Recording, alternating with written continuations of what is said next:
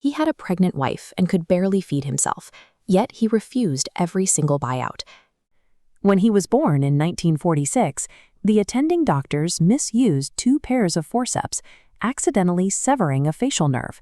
It left him with permanent partial paralysis of his lip, tongue, and chin, along with a severe speech impediment. Those physical traits immediately made him a target for neighborhood bullies, but his home life offered no refuge. His father routinely subjected him to severe physical and emotional abuse, constantly mocking his paralysis and telling the boy he would never amount to anything. By the early 1970s, his pursuit of acting had pushed him into absolute destitution. After being evicted from his apartment, he spent 3 weeks sleeping in the Port Authority bus terminal.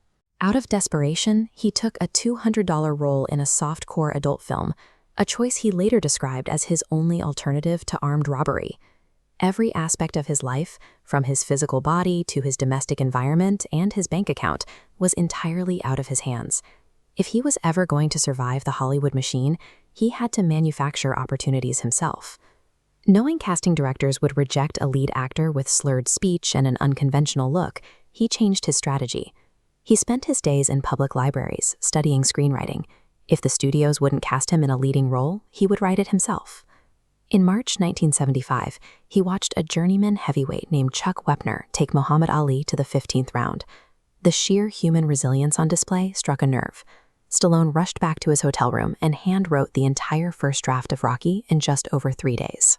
Studio executives loved the Rocky story, but viewed Stallone as a massive box office risk. They desperately wanted him to walk away from the lead role.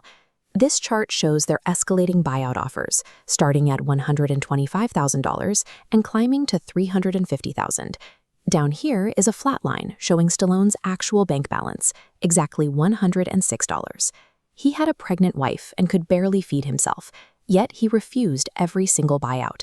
He ultimately accepted a modest payment of $35,000 for the script, purely on the condition that he would star in the picture. He traded financial security for creative control over his own destiny.